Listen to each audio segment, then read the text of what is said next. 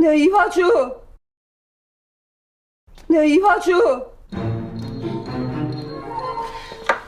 대력 쑥쑥! Hello, viewers. I'm glad you're here.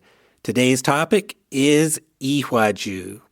So, Ihwaju is an extreme kind of makgeolli.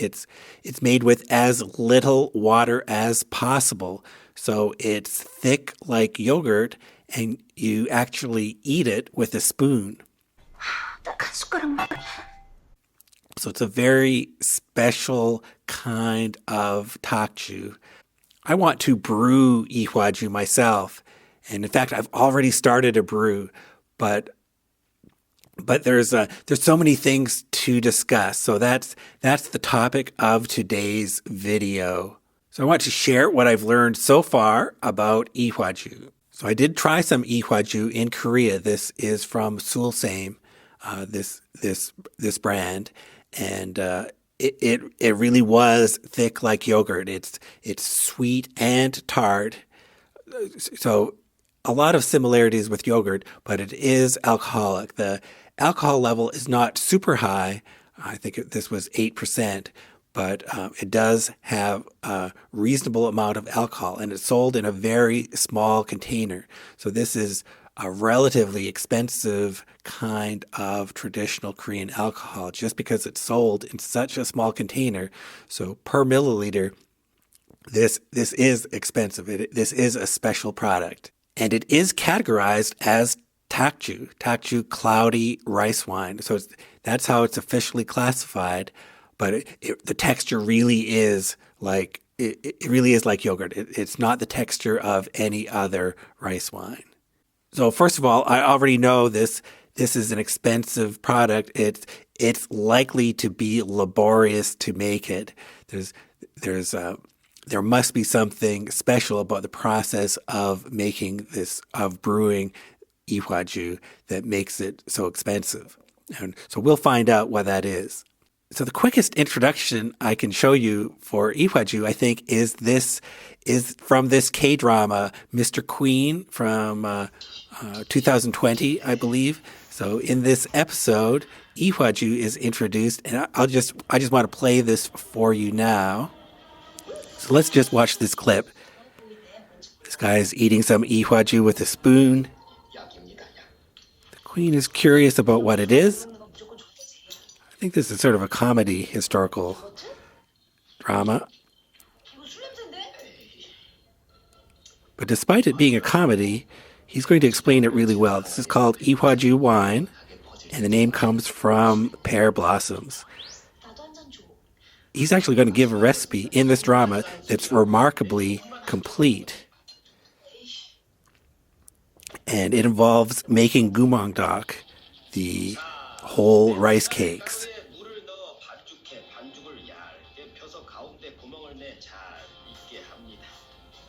And that's the hardest gumangdak I've ever seen, but everything else is very accurate. Yes, you cook the gumangdak in hot water, take them out, mash them, and cool them. And this is the nuruk we're going to use for ihwaju. It's ihwagok. It's a special kind of rice nuruk. So he says ferment it for 3 days and then stir it and then wait for 20 more days. And then it'll be ready to drink. So this is actually a remarkably accurate recipe compared with the historical records and contemporary recipes I've read. So this is a very good introduction to ihwaju right here in this drama. So I think a lot of people that watched this drama became interested in what ihwaju was. So as we just learned, instead of regular nuruk, you need ihwagok, which is a rice-based nuruk in the shape of a ball. And it's often grown on pine needles or other leaves. So I've been saving some pine needles to make my own ihwagok when it gets warmer, but it's not really time yet. It takes a long time for the process of making ihwagok. So I'm going to substitute some ingredients. So that means I'm not really going to be making Ihwaju. Yeah, I appreciate the sentiment. If you substitute too many things, you're not really making the original recipe. And I think that Ihwagok is an essential part of making Ihwaju. But I want to learn. I need some practice in making the gumangdok anyhow. So I'm going to proceed. So what else can we learn? So in Korea, you can order Ihwagok online, like this one. And this product is in powder form, but you can see that originally they were these balls on which mold was grown and then cleaned off and dried. So they contain plenty of enzymes of these balls made with rice flour, and then mold is grown on them. So that's the procedure. But I did not buy any the last time I was in Korea. And so theoretically, I could make it myself, and I have been collecting pine needles to maybe make this myself later on when it gets warmer. But right now, it's just not the right season to start making ihwagok. So, and besides that, it'll take 3 to 6 months to make it. So, I'm going to save that for later, and instead, I really do want to practice the recipe, even if I don't have exactly the right ingredients. So I'm going to substitute these Shanghai yeast balls, and it's not the same thing, but this is a rice-based product. So this is mold is grown on these balls made of rice flour, and so it's roughly the same thing. These don't have a strong flavor. So I don't think they're going to interfere too much, and they're meant to brew sweet wine anyhow. So that's at least is similar to Ihwaju. These Shanghai yeast balls are similar to Ihwagok, but they're not the same thing because they're not grown on pine needles, for example, and they're smaller, and they're likely inoculated. Probably with only, they're probably specifically inoculated with the varieties of mold, not the same as the Korean Ihwagok. So I'm just apologizing in advance. I know they're not the same, but I am going to use these because it's what I have. These are easy to buy in the store here. So I'm going to try to brew with these first to make my first attempt at Ihwaju. Now, one thing these balls might lack is lactic acid bacteria. So I might be lacking some of the flavor profile because of that. But like I said, I want to try anyhow. It's worth getting the practice in making the gumangdok and going through the recipe. So let's look at some written recipes in detail. I want to start with this book. I'll put a link in the description.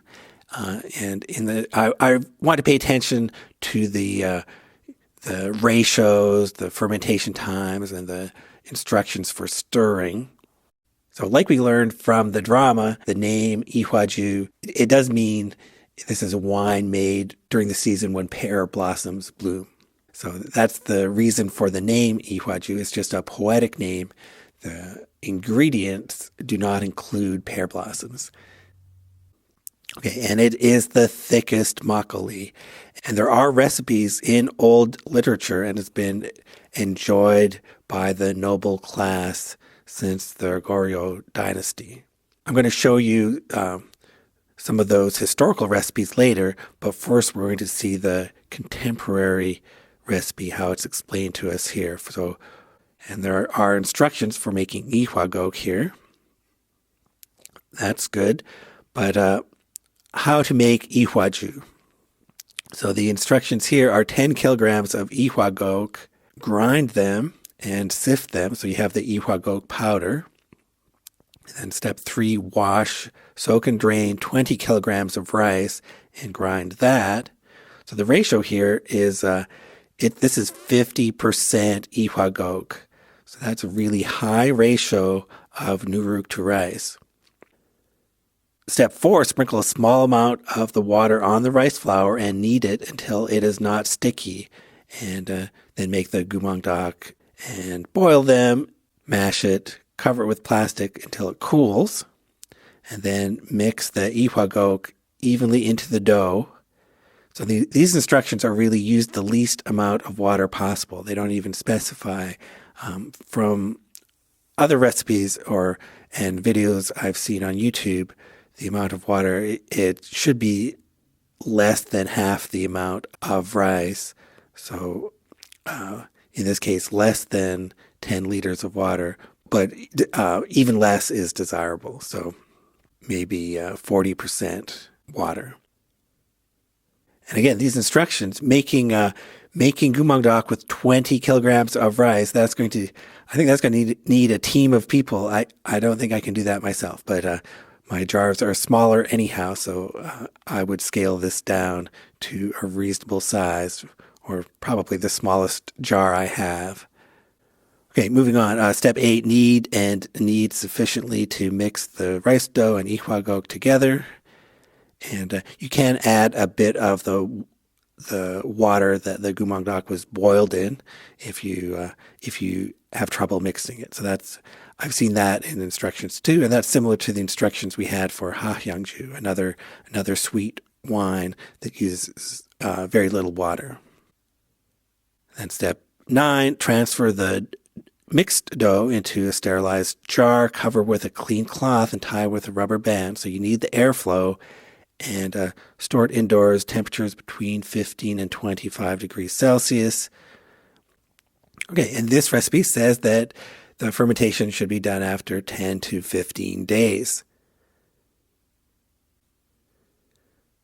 And you just store it in the refrigerator and either eat it with a spoon, or you can mix it with cold water and drink it that way. So that's a complete recipe for Ihwaju. But let's look into the historical recipes now. What do they say? So here's a recipe from around 1459. The book is called Makgeolli. So what this says is that in early February, these are the instructions for making the ihwagok. And these ones are roughly duck egg sized shape, so pretty large. But for making the ihwaju, the instructions are to powder. So again, this ratio is 5 units of ihwagok to 10 units of rice. So 50% nuruk. So again, that's the same as the recipe we just saw. Now these instructions are to make the gumangdak, prepare them similarly. You end up forming lumps again of rice cakes mixed in with the powdered ihwagok, and you put them in the pot just as lumps because it's pretty solid. This is not a liquid brew; it's a very solid brew. So this doesn't give any instructions for mixing, but it does seem like if it's warm, it'll ferment quite quickly. And the goal is for it to be sweet and fragrant. Okay, and here's a recipe from 1924. This cookbook is called the Joseon Incomparable New Style Cuisine System, something like that. And these instructions, again, the first part of the instructions are how to make ihwagok, and the instructions for making the ihwaju are to wash the non-glutinous rice, grind it in powder, make the gumangdak, the whole rice cakes, steam them, and then when they cool, mix them with the powdered ihwagok. And the ratio here, what is it? Oh, here's the ratio. So to make it sweet, the ratio should be 70% nuruk, and to make it clear and strong, the ratio should be 30 or 40% nuruk. Okay, so and with cooler water. And this recipe also points out the strangeness that it is called Ihwaju, even though it contains no pear blossoms. It's this way according to custom. Okay, and now a very famous cookbook, Umshik Dimibang, which was written around 1670. And again, there's instructions for making ihwagok, and the instructions for making ihwaju are the ratio is 30% here, 3 due of ihwagok powder to 1 ml of mepsal. And the instructions here are brief, but it says you can use it after 3 to 4 days. So this recipe seems very optimistic that it'll complete quickly. So I've read more recipes than just this. There are quite a variety. A lot of them, the fermentation time is around 20 days. So I think it is good to let it ferment well. The stirring is, there's a lot of different opinions about the stirring. Some recipes, you barely touch it at all, especially at the beginning, and just let it do its thing without any stirring at all. Or in fact, the brew is so solid, you can just take out the rice cake lumps and knead it again and put it back in the jar. And other recipes say to stir it more often at the beginning, stir it every day at the beginning, and then after a week, stir it less often, maybe every 3 days. And that might be good advice. I don't think I'm going to take out the whole thing and re-knead it. I think I'm going to stick to just stirring it, but we'll see what actually happens when I start brewing it. And you'll notice one thing about all of these recipes, a special characteristic of Ihwaju recipes, is that there is no filtering, because you're brewing with rice powder, and the ihwagok is also powdered. There's nothing to filter. So your end result, so that part is easier because you don't have the filtering step at the end. The hard part is all that making the ihwagok at the beginning and all the kneading of the dough with very little water. That's the difficult part. So finally, after all this time, I am trying to brew Ihwaju, and we'll see what happens. I know that this first attempt is not true Ihwaju, but hopefully I will learn something from this process, and I'm going to try to get some Ihwagok the next time I'm in Korea. So look forward to a brewing video of this attempt. So let me know in the comments, have you tried Ihwaju? Have you ever tried to brew it before? If you have any advice for me, I would really appreciate hearing from you in the comments. Thank you for watching.